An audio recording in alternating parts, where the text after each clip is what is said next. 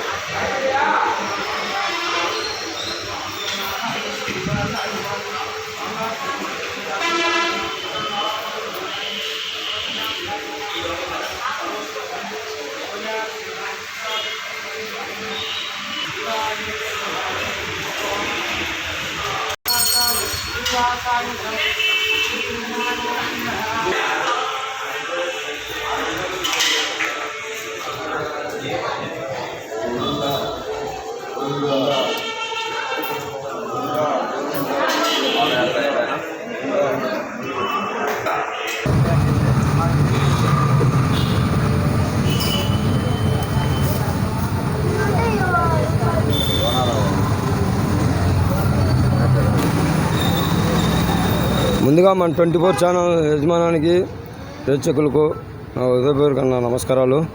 ఈరోజు ముఖ్య ఉద్దేశం పాదయాత్ర పూర్మావేళ్ళ పట్నం దగ్గర నుంచి ఆంజనేయ స్వామి టెంపుల్ దగ్గర నుంచి బయలుదేరడం జరిగింది.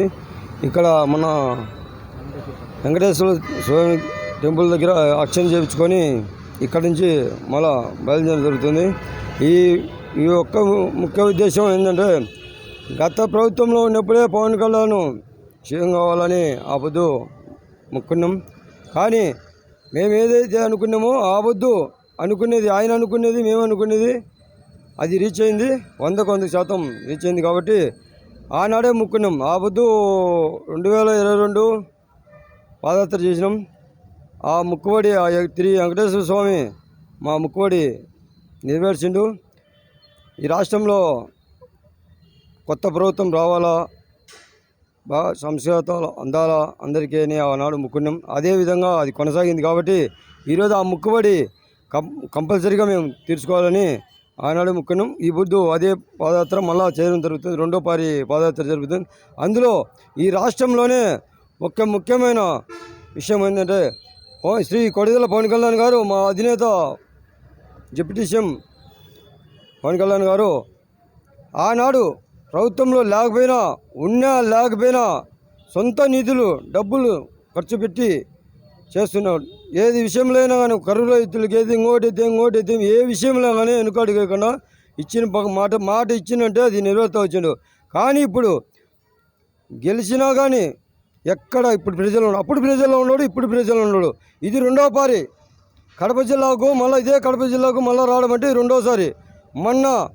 మన ముస్లిం సోదరులు అక్కడ పిలిచారు, ఎక్కడ స్కూల్ దగ్గర. దాని గురించి మరి రాచోటి తప్పించుకున్నారు. మాట ఇచ్చారు, నేను వస్తున్నా, ఖచ్చితంగా మీకు ఏం కావాలని చేసిస్తా అన్నాడు. ఆనాడు మాట ఇచ్చిండు, అది ఖచ్చితంగా వచ్చి అది నెరవేర్చిపోయిండు. మళ్ళీ ఈ పొద్దు నిన్నటి రోజున దారుణంగా అది కడపలో ఎంపీటీ కొట్టడం జరిగినది. దానిపైన రాత్రే మళ్ళీ ఇక్కడికి కడప జిల్లాకు 2వ పారి కూడా సొంతంగా గెలిచినాక ఇది 3వసారి అనుకుంటా రావడం. 3వసారి వచ్చాడు కడప జిల్లా. అంత నిత్య వ్యక్తి ఎవరన్నా ఉండాలంటే ఈ రాష్ట్రంలో ఒక నీతి నిజాయితీగా కలిగిన వ్యక్తి ఎవరన్నా ఉండాలంటే శ్రీ కొడిదెల పవన్ కళ్యాణ్ గారు, డిప్యూటీ సీఎం పవన్ కళ్యాణ్ గారు. ఆ హోదా అతనికి సరిపోదు. ఇంకా రాబోయే కాలంలో ఆయన సీఎం హోదాలో చూడాలని ఈ పాదయాత్ర చేయడం జరుగుతుంది. శ్రీ వెంకటేశ్వర స్వామి ఆనాడు ముక్కునేది మాకు నెరవేర్చిండు.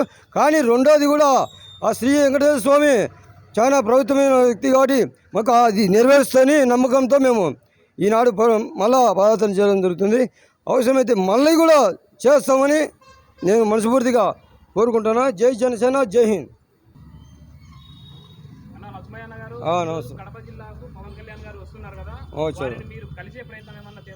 అంటే ఇప్పుడు మనం దోవలో ప్రయాణంగా పోతున్నాం. ఆయన వారు వచ్చింది అది ఆ వచ్చిన విధానం ఏంటంటే, అది అక్కడ జరిగిన విధానం కొద్దీ ఆయన వచ్చారు సారు. ఇక్కడ మేమేంటంటే మేము జర్నీగా పాదయాత్ర చేస్తున్నాం.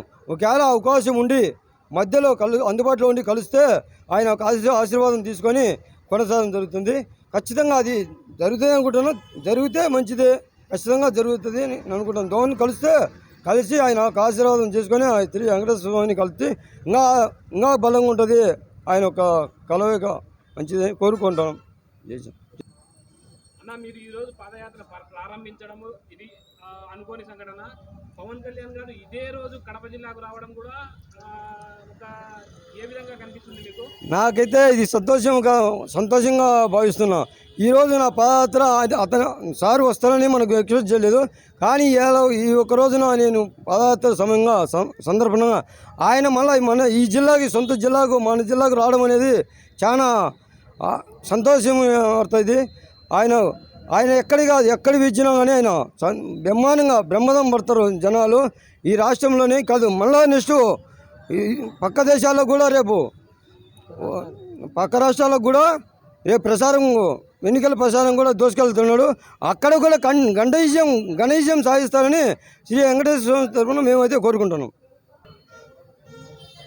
అందరికీ నమస్కారం. ఈ కడప జిల్లాకు మా అన్న పవన్ కళ్యాణ్ రావాలి. ఇది రెండోసారి, ఇది మూడోసారి రావాల్సింది మేము మనస్ఫూర్తిగా కోరుకుంటున్నాము.